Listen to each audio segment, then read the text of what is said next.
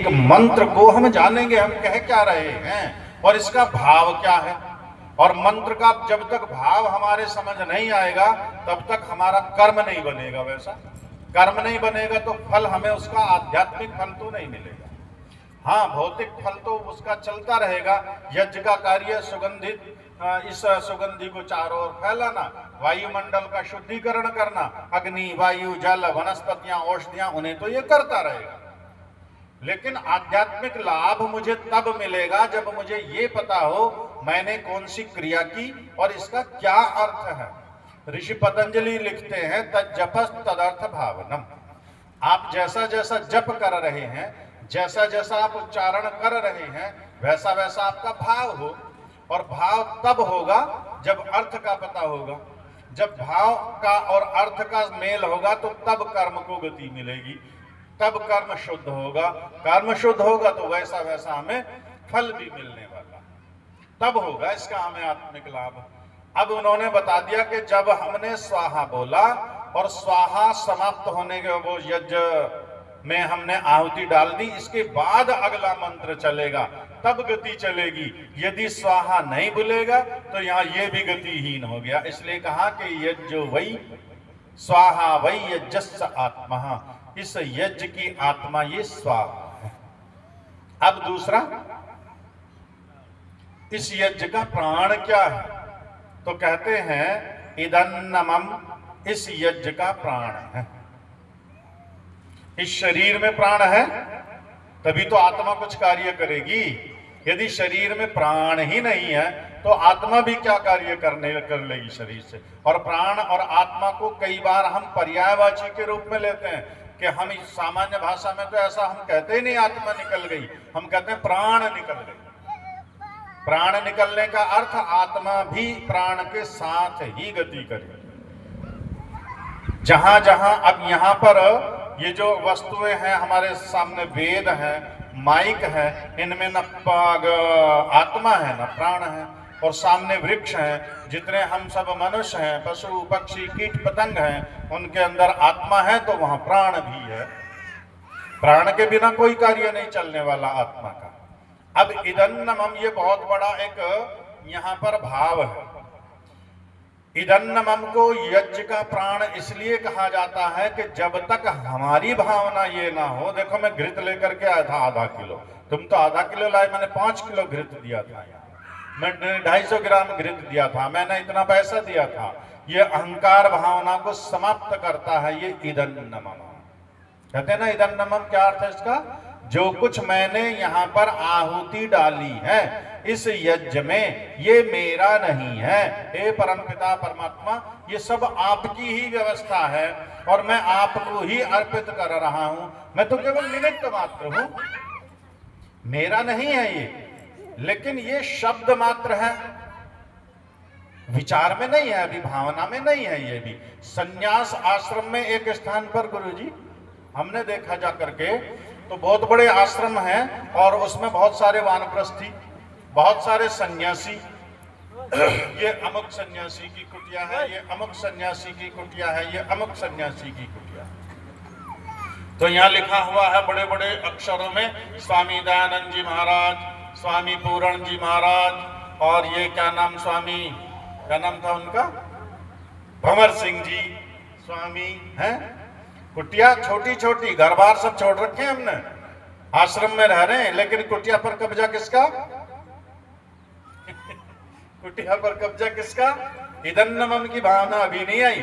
चलते चलते देखा वास्तव में कुटिया पर लिखा हुआ था, नाम किसका? कुटिया पर ही लिखा हुआ है इदन्नमम। मैं रह तो रहा हूं लेकिन ये मेरी नहीं है कुटिया, ये तो आश्रम की है, मेरी थोड़ी कुटिया, केवल रह रहा हूं। और वास्तव में यदि जब इसको हम आत्मिक भाव से देखेंगे, गूढ़ रूप में इस पर हम विचार करेंगे, शरीर क्या मेरा है? शरीर भी अपना नहीं जब, तो ये पदार्थ अपने कैसे हो सकते हैं भला? हाँ, परमेश्वर ने कुछ समय के लिए उपभोग के लिए दिए हैं। अभी हम 7 दिवसीय कथा करने के लिए आए, ठीक, बहन जी कहीं और रह रही हैं, हमारे ये संगीत वाले भाई कहीं और रह रहे हैं, मैं कहीं और रह रहा हूं, मुनि जी कहीं और, स्वामी जी कहीं और।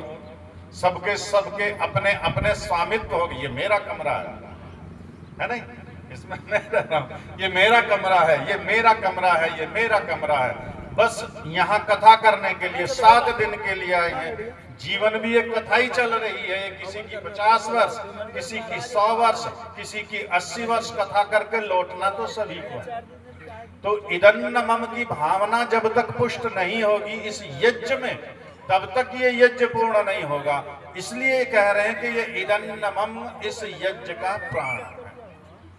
और तीसरा प्रश्न पूछा कि इस यज्ञ का सार क्या है, तो ऋषि याज्ञवल्क्य उत्तर दे रहे हैं सुरभि वै यज्ञस्य सार।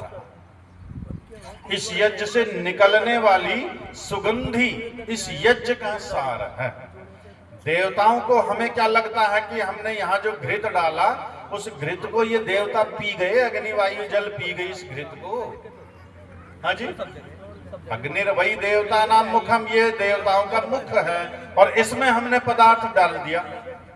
तो क्या ये अब हम कह रहे हैं कि देवताओं को जो भी कुछ आपको अर्पित करना है तो इस यज्ञ वेदी में डालिए, ये देवताओं को प्राप्त हो जाएगा। तो देवता क्या खीर खाएंगे, वायु क्या खीर खाएगा, जल क्या खीर खाएगा, अग्नि क्या खीर खाएगी?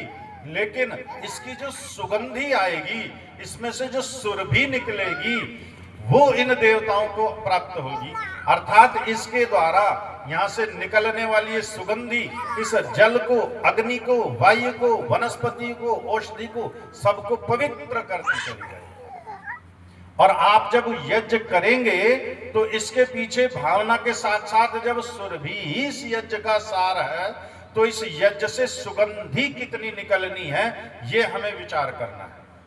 और उस सुगंधी को बढ़ाने का उपाय उतना ही हमें करना पड़ेगा कि इसमें हम रोग नाशक और पुष्टि वर्धक, सुगंधी वर्धक जितने पदार्थ अधिक से अधिक हम डाल सकते हैं, तो उतने उतने हमारे यहाँ इस वातावरण में इस यज्ञ की सुगंधी फैल रही।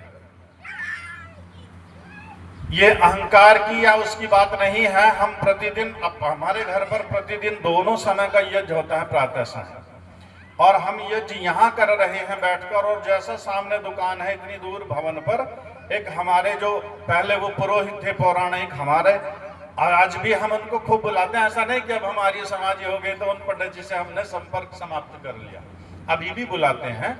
और कोई जो भी यज्ञ आदि का हम अनुष्ठान करते हैं और आते भी हैं तो वो सामने बैठे हुए थे, इतनी दूर बैठे हुए। देखो यज्ञ यहाँ चल रहा है, ये तो बड़ी यज्ञ वेदी थी, वहाँ छोटा सा यज्ञ चल रहा था।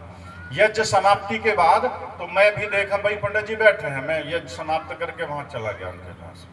तो जाते ही कह रहे हैं कि जी आपका यज्ञ बहुत बढ़िया, सुगंधी यहां तक आ रही है।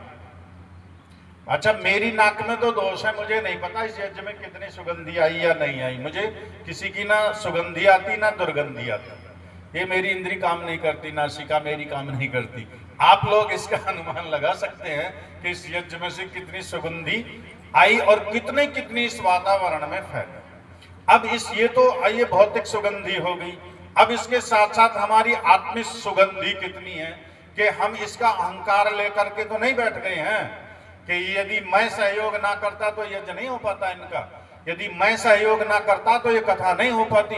ये कथा भी एक यज्ञ ही हमारा चल रहा है।